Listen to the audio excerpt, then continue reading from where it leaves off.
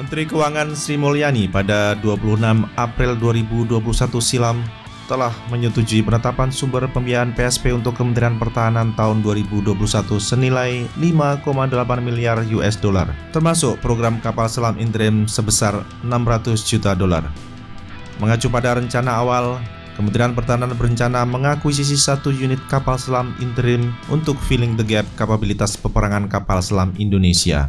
Rencana pembelian kapal selam kian mendapatkan momentum saat KRI Nanggala 402 goes on eternal patrol di Laut Bali pada 21 April 2021. Paket pengadaan kapal selam interim merupakan salah satu program dalam akuisisi kapal selam selain pembelian kapal selam lainnya pada periode 2020-2024.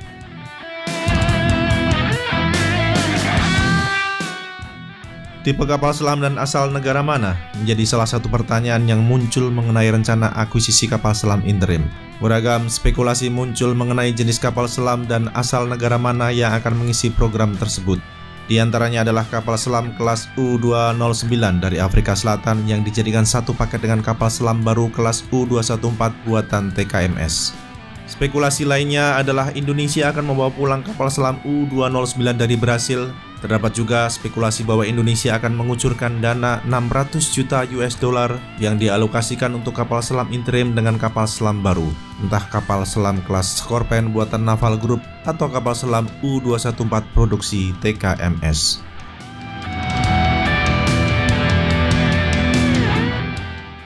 Mengacu pada PSP, nama mata anggarannya adalah Interim Readiness Submarine Class 1800-2800, yang artinya tonase kapal yang hendak dibeli adalah antara 1.800 ton sampai dengan 2.800 ton. Sesuai dengan nama mata anggaran, Indonesia akan mengakuisisi kapal selam bekas atau kapal selam yang saat ini tengah dioperasikan oleh Angkatan Laut negara lain. Mengacu pada klasifikasinya, hanya sedikit kapal selam yang tersedia di pasaran yang memiliki tonase antara 1.800 ton hingga 2.800 ton, sehingga kapal selam U-209 tidak termasuk di dalamnya. Kini yang menjadi pertanyaan adalah kapal selam apa yang akan dipilih oleh Kementerian Pertahanan untuk membelanjakan alokasi PSP tersebut?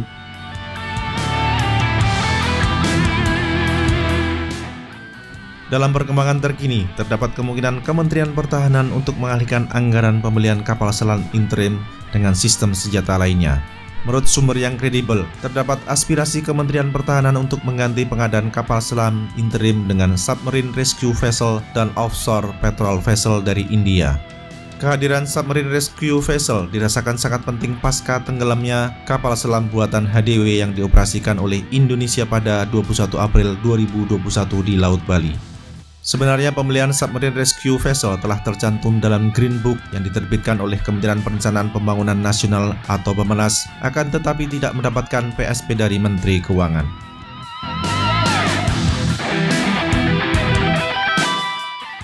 Adapun usulan akuisisi OPV asal India merupakan rencana baru yang nampaknya tengah diusulkan oleh Kementerian Pertahanan agar tercantum dalam Blue Book Kementerian Perencanaan Pembangunan Nasional atau Bappenas. Opsi OPV buatan India diantaranya adalah OPV kelas Saryu hasil konstruksi Goa Shipyard Limited dengan panjang 105 meter, lebar 12,9 meter dan displacement 2.230 ton. OPV kelas Vikram yang memiliki displacement 2.140 ton, lebar 15 meter dan panjang 97 meter buatan Larsen & Toubro dapat pula menjadi pilihan lainnya bagi Indonesia. Apabila Indonesia nanti jadi membeli OPV buatan India, hal itu akan menjadi tonggak baru penetrasi pasar perkapalan India di Indonesia di saat galangan kapal Indonesia sibuk bermain di pasar domestik dan hampir tidak ada penetrasi ke pasar internasional.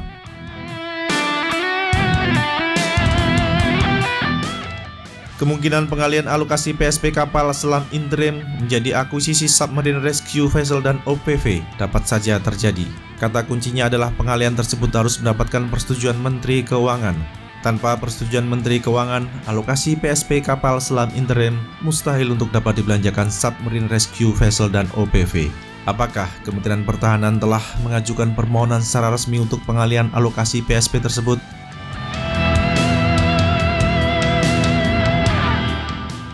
Sampai kini belum ada perubahan terhadap alokasi PSP untuk Kementerian Pertahanan yang diterbitkan oleh Kementerian Keuangan.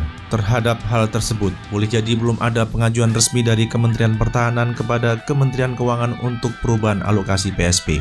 Pada sisi lain, Kementerian Keuangan dikenal ketat untuk menyetujui usulan perubahan anggaran dari kementerian atau lembaga.